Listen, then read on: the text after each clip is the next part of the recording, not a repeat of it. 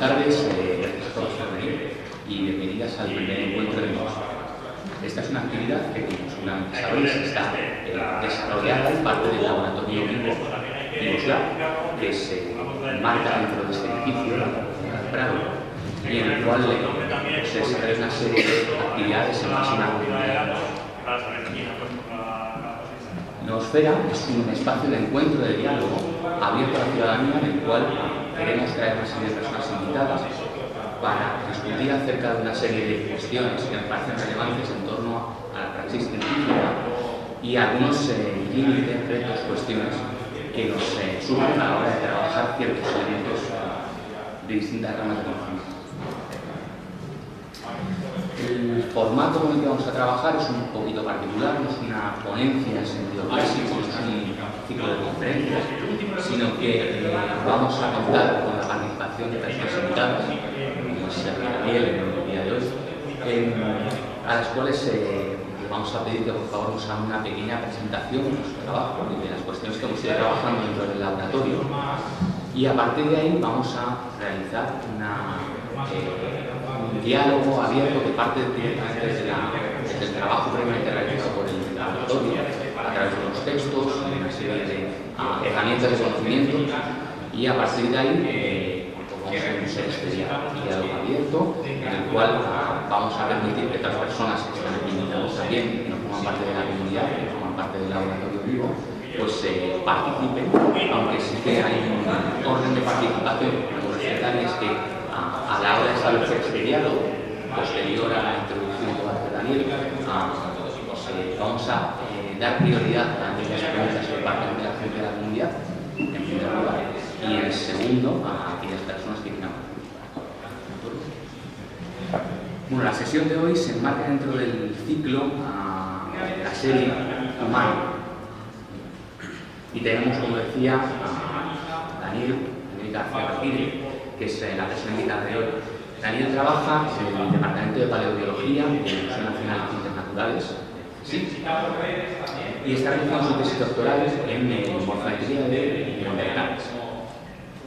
Él además ha participado en la reciente descripción de una nueva especie de género Homo, y bueno, pues está aquí como invitada para que podamos dialogar en torno a una serie de cuestiones, fundamentalmente los orígenes, la evolución y la descripción de un organismo particular como es el humano. Sin más, Daniel, muchas gracias por venir. Puedes comentar. Muchas gracias.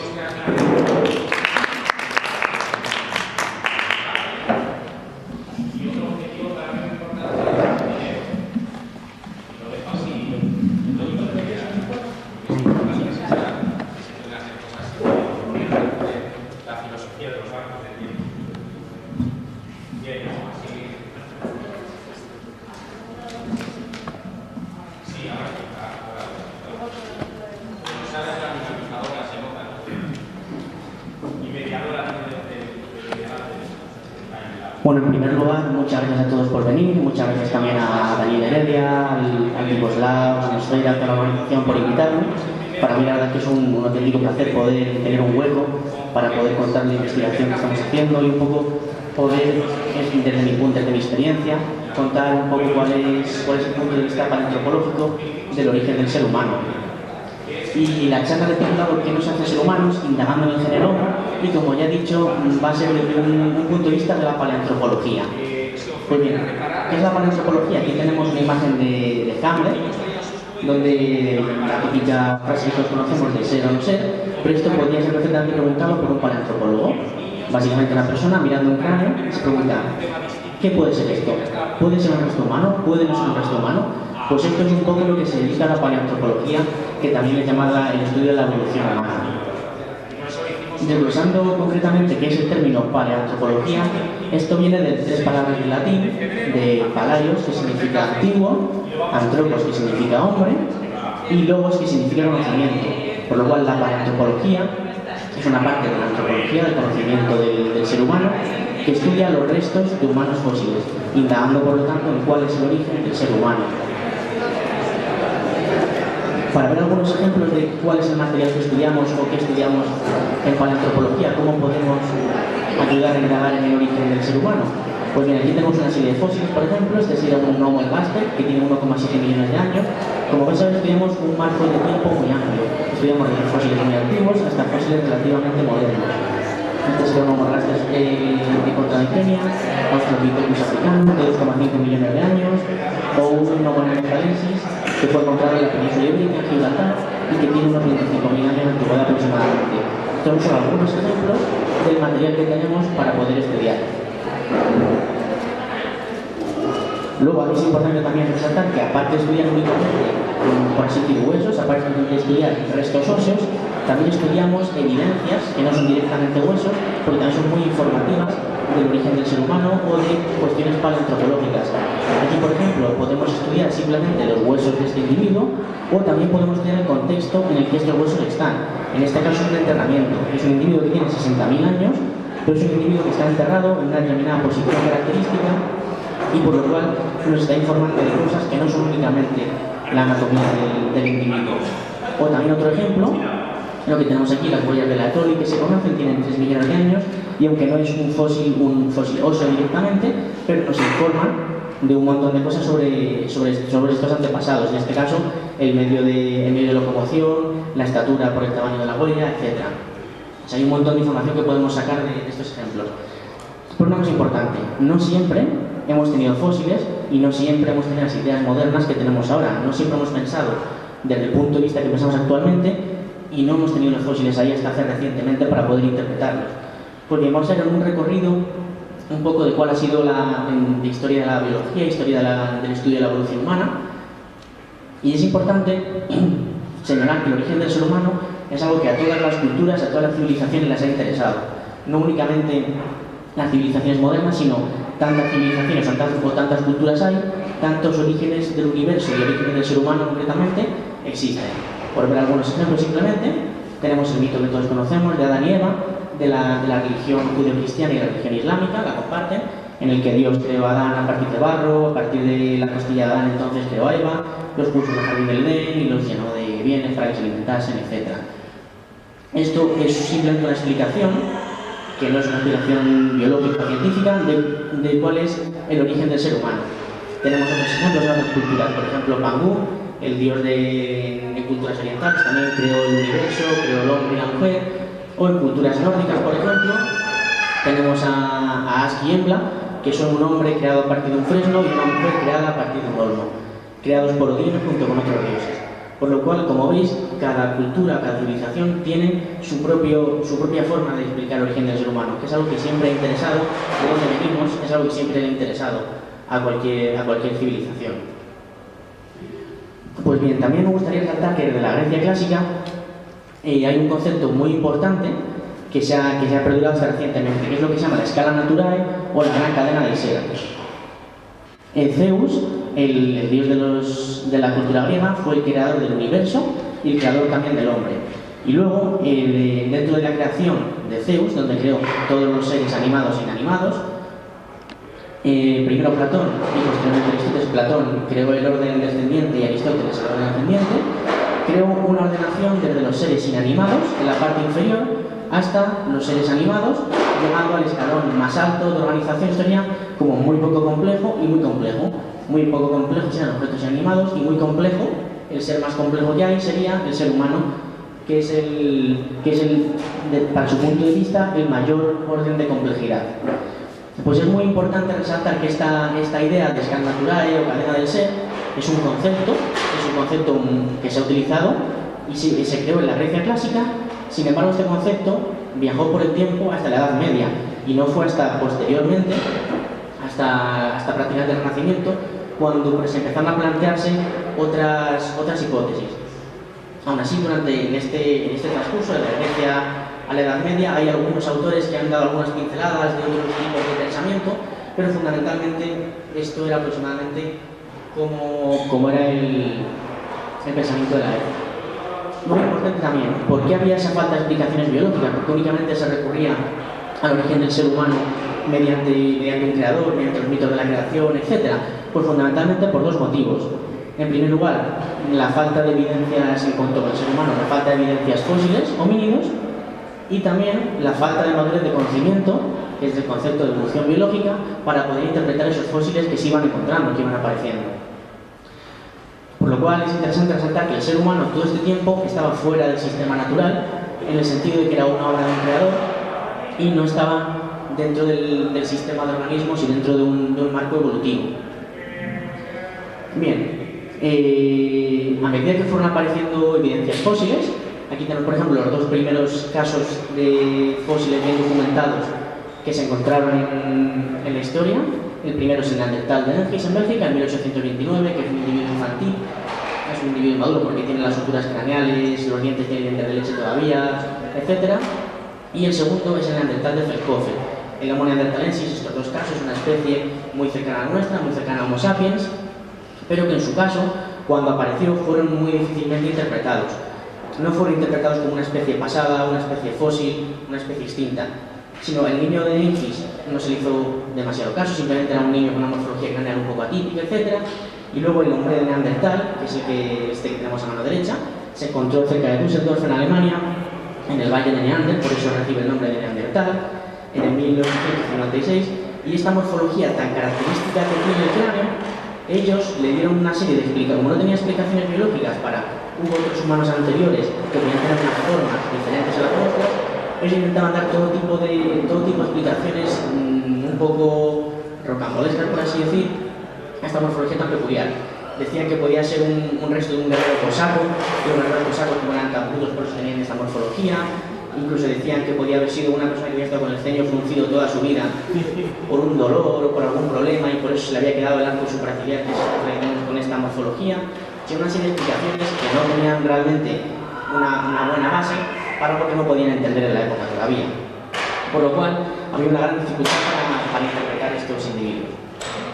Luego, sin embargo, hay lo que he llamado evidencias fósiles tardías, que hay una diferencia clara con las anteriores. Son esta de aquí la primera, que es el Homo erectus de Java, que se encontró en 1891 por un médico que se llamaba Jean Dubois, y él lo que iba buscando en el sudeste asiático era lo que él llamaba el eslabón perdido. Y buscando el eslabón perdido, encontró unos restos humanos, unos restos que nos parecían bastante antiguos y que tenían morfología muy peculiar, por lo cual cabía dentro de su explicación el eslabón perdido.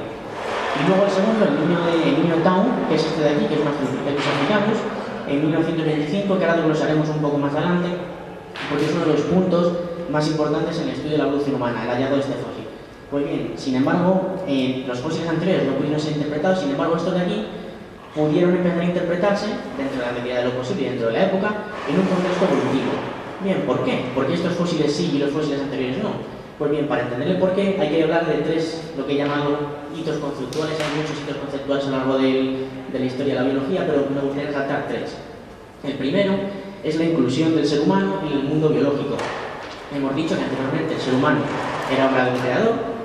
Sin embargo, este señor que observamos aquí, que es Carlos Linneo, él en su libro describió una nomenclatura binomial para clasificar el orden creado por Dios. Él todavía era creacionista, él todavía pensaba que Dios había creado todos los organismos. Y él simplemente lo que hizo fue crear una nomenclatura de dos nombres, que es género y especie, para poder clasificar el orden generado por Dios. Este es el sistema que trabajamos actualmente, además. Fue creado en el siglo XVIII y todavía actualmente lo utilizamos. Reino, filo, clase, orden, familia, género y especie. Esto es desde el más amplio hasta lo más específico. Y lo más interesante de lo que hizo Linneo, desde mi punto de vista, es que a nosotros, al Homo sapiens, nos dio nuestro nombre científico, que es Homo sapiens, que significa hombre sabio. Y lo más interesante es que lo colocó dentro del grupo de los primates. Lo llamó primates en referencia a primeros, porque él seguía pensando todavía se cree que seguía pensando en este tipo de mentalidad, que éramos los primeros, los creados por Dios, más importantes, etc. Pero lo importante es que nos agrupó junto con monos y con simios. Él era un buen anatomista comparado, estudiaba la anatomía comparada de los organismos, y a él le pareció que los más similares a Homo sapiens eran los simios, orangutanes, chimpancés y gorilas y otros monos, por lo cual nos agrupó en primates junto con ellos. Y esto para la época es muy curioso, porque cuando simplemente todo el mundo pensaba que el ser humano era único, creado por Dios, etc., él inconscientemente nos metió de nuevo en el mundo natural, agrupándonos con otros seres vivos, en este caso con los primates, además con los monos, que en principio para la época era algo un poco chocante, estar agrupados junto con los monos en el sistema natural. por lo cual esto fue un gran avance conceptual. El segundo hito que yo he marcado es la aceptación de la evolución biológica como una teoría. Aunque otras personas anteriormente habían hablado de conceptos de evolución, evolución es simplemente cambio con el tiempo. Y evolución biológica, cambio de los organismos vivos con el tiempo. Por lo cual, este señor que tenemos aquí, que es Lamarck, es Jean-Baptiste de Monnet, caballero de Lamarck, fue uno de los primeros que creó una teoría de la evolución importante con un mecanismo de cómo los individuos podían cambiar con el tiempo. En su libro de filosofía zoológica. Y él habla de la herencia de los caracteres adquiridos. La herencia de los caracteres adquiridos es un mecanismo que luego se ha visto que no funciona, no opera así como él proponía, pero por lo menos era un mecanismo de evolución. Este es el típico diagrama que se pinta siempre de cómo la jirafa había obtenido el cuello más alto, según Lamarck, que teníamos jirafas más pequeñitas, que estiraban el cuello para llegar a las ramas de las más altas de los árboles, y al estirar el cuello progresivamente ese carácter se iba adquiriendo, por eso se llama la herencia de los caracteres adquiridos, pero lo que él decía era que este carácter adquirido en vida, luego pasaba a la descendencia. Y eso posteriormente se probó que los caracteres que modificábamos en vida no pasaban a la descendencia, a no ser que produjeran algún tipo de mutación, etc. Esto, para probar si esto funcionaba así, unos años después, un médico también hizo un experimento que también es un poco peculiar, en el que para ver si un cambio en un organismo pasaba a la generación siguiente, él lo que hacía era coger una serie de ratones y cortarles la cola y ver si los hijos de ratones sin cola habían también perdido la cola o no. Por lo cual él vio que los hijos de ratones sin cola volvían a tener cola. Por lo cual este mecanismo no funcionaba. Los cambios que tienes en el organismo no pasan a la descendencia. Es un buen hito porque él hablaba de evolución y como teoría y propuso este mecanismo, pero no fue el aceptado. Posteriormente, el tercer hito que me gustaría remarcar es el de la aceptación de la teoría de la evolución como un hecho, que es el llevado a cabo por Charles Darwin, que es el más conocido probablemente por todos nosotros. Y él publicó en el 1859 su libro del origen de las especies por medio de la selección natural. Él propuso un mecanismo, que es la selección natural, que aunque se ha refinado posteriormente, esto es el darwinismo por así decir, y posteriormente se ha refinado con el darwinismo, la teoría sintética, etc. Pero a nivel basal, esto también en la época en la que apareció fue también un hito importante. Él habla de la supervivencia de los mejor adaptados. Esto es que simplemente un progenitor tiene una serie de descendencia y esa descendencia tendría una serie de variaciones con respecto al progenitor. Pues lo que él proponía era que si esas pequeñas variaciones podían suponer alguna ventaja adaptativa, los mejor adaptados por esas pequeñas variaciones se adaptarían y los peor adaptados irían pereciendo, por lo cual iría un cambio progresivo sucediendo con el tiempo. Luego hay muchas teorías evolutivas, hay teorías evolutivas posteriores, hay refinamientos, pero a nivel de la época esto fue un hito importante. Por ver un ejemplo simplemente, los pinzones de Darwin. Darwin viajó a las Islas Galápagos, donde tomó gran parte del material que estuvo estudiando y trabajando con él para el origen de las especies, y uno del material que estudió, entre otros, fueron pinzones. Él lo que le sorprendió es que en las diferentes islas que él visitaba encontraba diferentes tipos de pinzones. En concreto aquí tenemos 4 tipos, donde vemos todos son pinzones igualmente, pero hay variaciones en el pico. Y él lo que veía era que cada variación en el pico estaba adaptada a una cosa concreta, a un tipo de alimentación concreta. Por lo cual lo que proponía era que sus pinzones se habían adaptado mediante este mecanismo de selección natural a los diferentes ecosistemas de cada una de las islas. Por lo cual aquí tendríamos ya una explicación, por así decir, de la evolución biológica. Y además lo importante es, como digo, que esto pasó a ser un hecho, es decir, que pasó a gran parte de la población y que la gente lo aceptó como que la evolución biológica era una cosa que ocurría. Ya no solo el mecanismo de la evolución, sino que la evolución era una cosa que ocurría y no simplemente veníamos de un creador que nos había creado a partir de barro y una costilla, etc. Bien, entonces solo por recapitular. Aquí hemos dicho que tenemos evidencias fósiles tempranas y hemos dicho que teníamos evidencias fósiles tardías. Pues bien, ¿cuál es la diferencia? ¿Por qué estas se interpretaron bien y estas se interpretaron no correctamente y estas se interpretaron un poco más correctamente? Porque en medio de ellas dos lo que tenemos es las ideas evolutivas, una serie de evolución del conocimiento y ya una serie de ideas o tendencias que ya estaban aceptadas por la mayoría o por gran parte de la sociedad al menos. Así que las ideas evolutivas más las evidencias fósiles, tanto tempranas como antiguas, pudieron hacer que fuera comenzando el estudio de la evolución humana, lo que es un contexto evolutivo. Bien, desde mi punto de vista también quiero remarcar cuál es el punto clave, por así decirlo, desde mi punto de vista del origen del estudio de la evolución humana. Pues el origen del estudio de la evolución humana ocurrió en el 1924 en Sudáfrica y es el niño de Tambo, que es también lo tenéis aquí, por si no queréis echar un vistazo, que tenemos aquí a mano izquierda, que es un Australopithecus africanus. Es un Australopithecus africanus, Australopithecus son los que están propuestos como antepasados de Homo, los antepasados del hombre moderno. Y es interesante también que este individuo era un infantil, era un niño de aproximadamente unos 3 años de edad, se ha calculado. Este individuo fue descubierto y fue estudiado por Raymond Darr, que era un médico.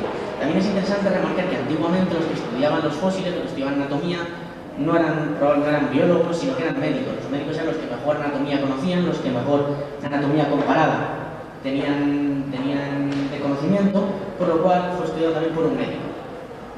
Durante 3 años, y lo importante es que él lo clasificó como un posible antepasado nuestro, un posible antepasado de Homo sapiens, lo que tuvo unas explicaciones importantes, porque como ya digo, fue la primera vez que alguien dijo que un fósil podía ser un antepasado de Homo sapiens, y además concretamente un fósil africano, porque los fósiles tradicionalmente se habían estudiado en Europa.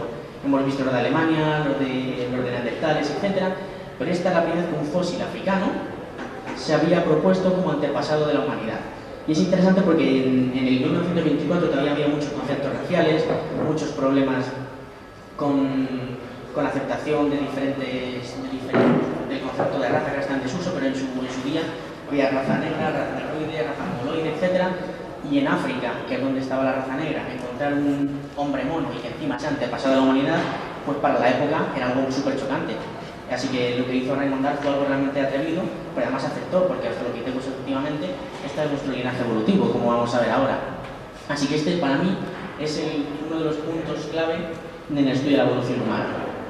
Pues bien, una vez que hemos visto ya un poco, hemos repasado brevemente las ideas, hemos visto que ya estaban bien asentadas en la época, hemos visto que tenemos los fósiles, hemos visto que tenemos propuestas evolutivas para entender cómo ocurre el cambio biológico, pues volvemos a plantearnos la pregunta: ¿qué nos hace ser humanos?